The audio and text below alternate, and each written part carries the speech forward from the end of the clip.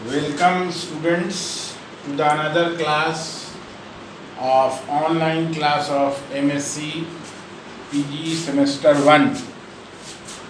जैसा कि आप लोगों को पता है, मैं आप लोगों को फिजिकल पोर्शन में केमिकल काइनेटिक्स पढ़ा रहा हूं। इसमें मैंने आप लोगों को स्टार्ट किया था पिछले क्लास में opposing reaction, types of complex reaction बताया था। उसमें opposing reaction, side reaction, chain reaction, consecutive reaction, इन सब की चर्चा मैंने की थी। अभी आप लोगों को पढ़ना क्या है, जो क्वेश्चन आएगा वो आएगा इस तरह से कि discuss the mechanism and the kinetics of opposing reaction, या ऐसे भी आ सकता है डिस्कस द मैकेनिज्म और kinetics of first order opposing reaction opposed by first order, यानी first order reaction opposed by first order. तो आइए इस चर्चा को आगे बढ़ाते हैं। जैसा कि आपको मालूम है, एमएससी फर्स्ट सेमेस्टर का केमिकल काइनेटिक्स का क्लास है और इसमें mechanism of and kinetics of opposing reaction मैं पढ़ा रहा हूँ। इसमें क्वेश्चन जो आएगा वो इस तरह से आएगा, mechanism of and kinetics of opposing reaction by first order. आपको तो पता है फर्स्ट ऑर्डर क्या होता है रिएक्शन। इसमें जो है both forward as well as backward reaction दोनों ही फर्स्ट ऑर्डर में रहेंगे, यानी ए से बी भी फर्स्ट ऑर्डर, बी से ए भी फर्स्ट ऑर्डर, यानी दोनों तरफ से फर्स्ट ऑर्डर में ही रहेगा। तो ये रिवर्सिबल रिएक्शन है। फर्स्ट ऑर्डर में K1 K2, इधर से जो आपका जो है ए से बी K1 कांस्टेंट है और बी से ए जो है वो बैकवर्ड रिएक्शन के लिए K2 कांस्टेंट है। तो अज्यूम करेंगे कि at initial, at time t0 हो जाए, टाइम t0 एट इनिशियल ए है और यहाँ 0 हो जाएगा क्योंकि रिएक्शन अभी शुरू नहीं हुआ है। उसके बाद ए मॉलिक्यूल्स इससे एक्स मॉलिक्यूल्स इससे डिकम्पोज हो जाएंगे, जो शिफ्ट कर जाएंगे एक्स में। जैसा कि आप जानते हैं कि rate of forward reaction directly proportional to A के होगा, ये बात पहले हो चुकी है। तो यहाँ पर ए माइनस एक्स है, जैसा कि आप देख रहे हैं। तो इसके लिए कांस्टेंट देंगे, डायरेक्टली प्रोपोर्शनलिटी को हटाने के लिए आप कांस्टेंट देंगे K1, तो ये a माइनस एक्स हो जाएगा। और बैकवर्ड रिएक्शन जो है ये डायरेक्टली प्रोपोर्शनल टू b, ये हो जाएगा K2x। आपको समझना है कि ये K1 a माइनस एक्स यहाँ से आया a से, और ये जो है b जो है इससे K2x आया, ठीक है, यहाँ से इस x से। अब आपको देखना ये है कि net rate of reaction balance जो आप कर रहे हैं इस तरह से आप लिखेंगे। तो यहाँ पर जो है dx by dt K1 a minus x, ये वाला पहले आ गया, minus K2 minus x, this is equation number 1। ये आपको जानना है।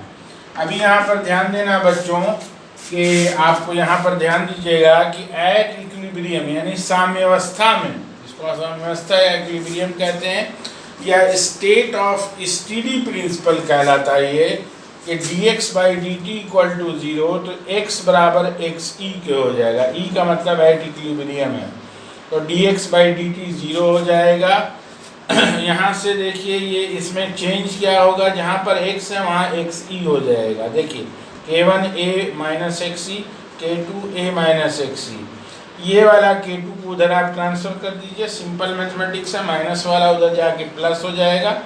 और इस तरह से K2xe equal to K1 a minus xe, यहाँ से आप K2 का इक्वेशन निकाल लीजिए।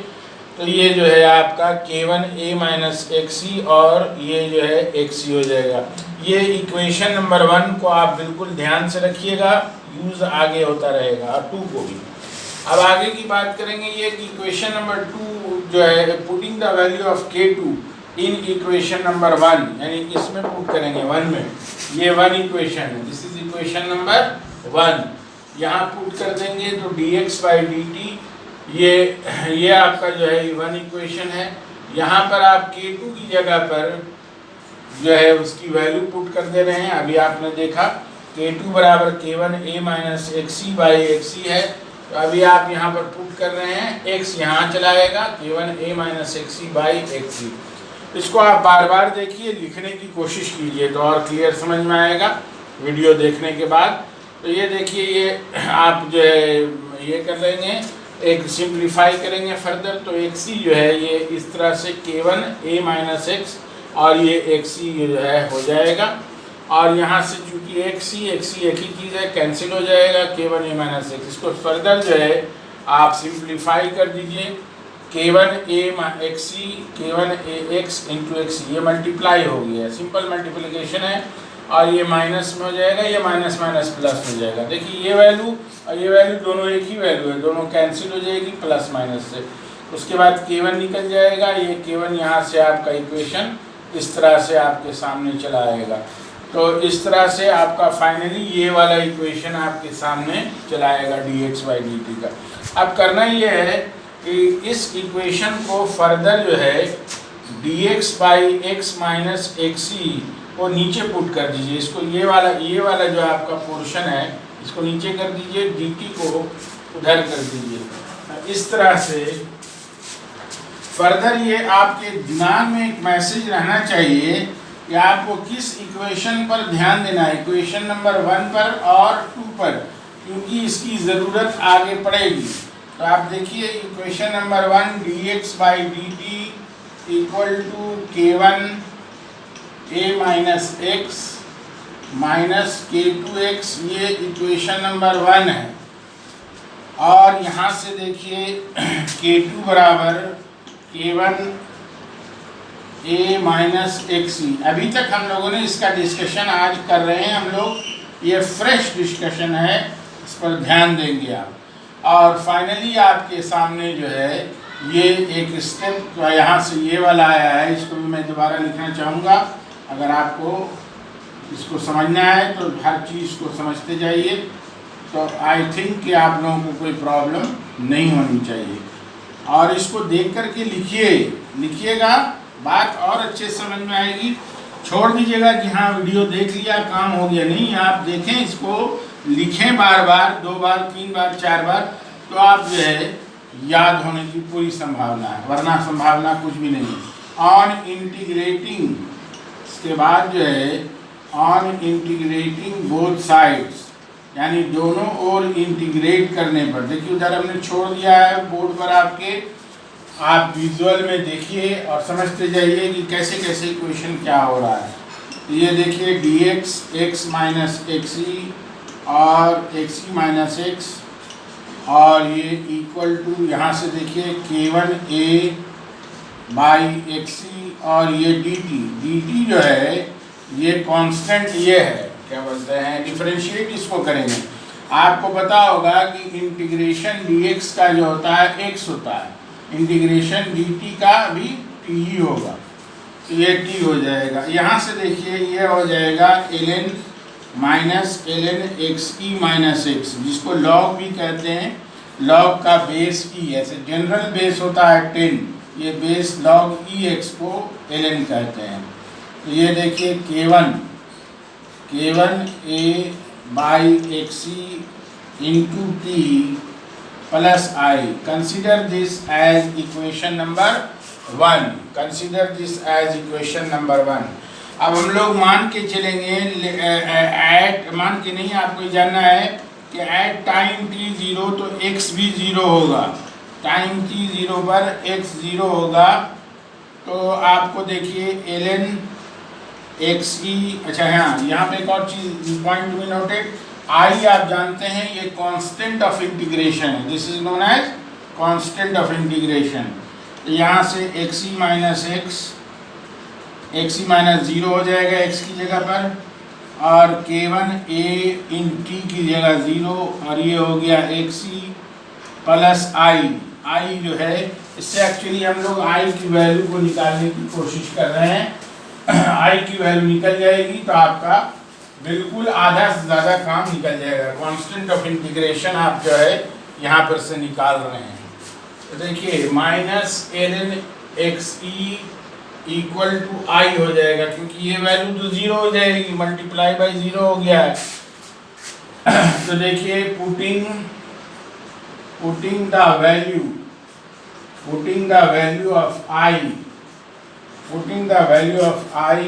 देखिए इसमें इक्वेशन नंबर 3 आप लेंगे इसको, इक्वेशन नंबर 3, इक्वेशन नंबर 3 में आई की वैल्यू को आप पुट करेंगे, आई की वैल्यू को पुट करेंगे तो देखिए माइनस, अब मैं आपको आई का इक्वेशन नंबर 3 जो है वो लिख दे रहा हूँ ताकि आपको किसी तरह की परेशानी ना हो कि आया कहाँ से। अभी आपने देखा ये इक्वेशन नंबर 3 है, और इसके बाद बच्चों आप देखेंगे कि ln xt माइनस एक्स और ये k1 xt और ये माइनस ln xt, यहाँ से ये चीज़ जो है ट्रांसफ़र होके xt माइनस x, तो ये जो है k1 at बाई xt, ठीक है। तो ये आपका जो है ये ln xt upon ln xt minus x k1 it। यहाँ पर भी जो बच्चे बायोलॉजी बैकग्राउंड के हैं उनको थोड़ी परेशानी हो सकती है, इस परेशानी को मैं दूर कर दूँ। मैथमेटिक्स वाले तो समझते हैं log m माइनस n की value log m by n होता है, ये चीज़ यहाँ से एक्चुअली वैसे ही आई है log m बाई n, ये m है ये n है, ये माइनस का साइन है। यहाँ से आप बेहतर होगा कि k1 कांस्टेंट को निकाल लें, तो k1 निकालेंगे तो xt by at ln xt by, देखिए हम लोग बिल्कुल आखिरी स्टेज पर हैं इस डेरिवेशन की, इस डेरिवेशन के बिल्कुल अंतिम स्टेज पर हैं, ताकि आप लोग इसको समझ सकते हैं कि कैसे हम आगे बढ़ेंगे। अब आपको जो है putting the value in equation number 2, अभी इक्वेशन नंबर 2 आपके सामने जो है वो आपको देखना है कि 2 में जो है आप पुट करेंगे, आपको क्लियरली समझ में आ जाएगा। 2 में आपका जो है k2 बराबर k1 a minus xe by xe है, ये इक्वेशन नंबर 2 में है, ठीक है। इसमें k1 आपने निकाला है, तो k1 जो है xe अपॉन at,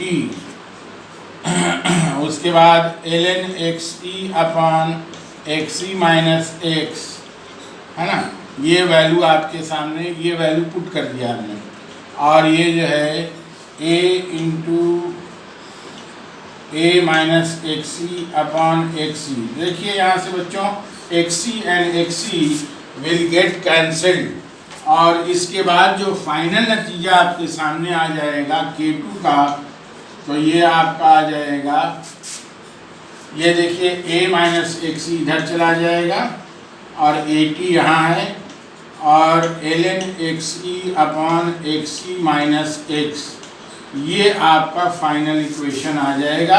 यही आपका क्वेश्चन था जिसके जवाब के लिए हम लोग इतने देर से मेहनत कर रहे थे। This is the required expression for the rate constant और वेलोसिटी कांस्टेंट और specific rate constant of backward reaction है, ये बैकवर्ड k2 है, k1 नहीं निकाला हमने, k2 निकाला, बैकवर्ड रिएक्शन के लिए एक्सप्रेशन है। तो इस तरह से, वरना फॉरवर्ड रिएक्शन के लिए ये एक्सप्रेशन है, k1 is the expression for forward reaction, point to be noted, and k2 is the expression for the backward reaction. k1 stands for the rate constant for forward reaction, and k1 stands for forward and k2 stands for backward. तो this must be very much clear to all of you। तो आज जो मैंने आपको बात बताई है, ये एक आपका पहला जो चैप्टर मैं पढ़ा रहा हूँ उसका एक कंप्लीट क्वेश्चन आपको आपके सामने हमने रख दिया है, वो आप लोग इसके बारे में पढ़ें। हो सकता है कभी भूले भटके आपको एक समझ में ना आए, तो हो सकता है पूछे कि एग्जाम्पल क्या है इसका। भाई एग्जाम्पल क्या है कि अल्फा ग्लूकोज इसमें जो है ये बीटा ग्लूकोज में चेंज करता है, तो ये K1 K2 होता है, ठीक है। और ये जो है NH4CNO से ये जो है K1 K2, तो ये NH2CO NH2, तो ये आपका यूरिया है, आपको पता होना चाहिए। ये अमोनियम सायनेट है, अमोनियम सायनेट है। ये आप जो है, ये जो आप देख रहे हैं ये म्यूटा रोटेशन है, म्यूटा रोटेशन जिसको आप बोलते हैं, ये mutarotation of alpha beta glucose है। और ये जो है दूसरा एग्जांपल अमोनियम साइनेट से यूरिया का बनना, दोनों first order reaction oppose by first order है। और इस तरह से आप लोगों का ये जो क्वेश्चन है पूरा कंप्लीट मैंने आज कर दिया। अगली क्लास में इसी की चर्चा और दूसरे टॉपिक को हम कवर करेंगे, मोस्ट प्रोबेबली कंसेक्यूटिव रिएक्शन के बारे में बात करेंगे। Thank you very much.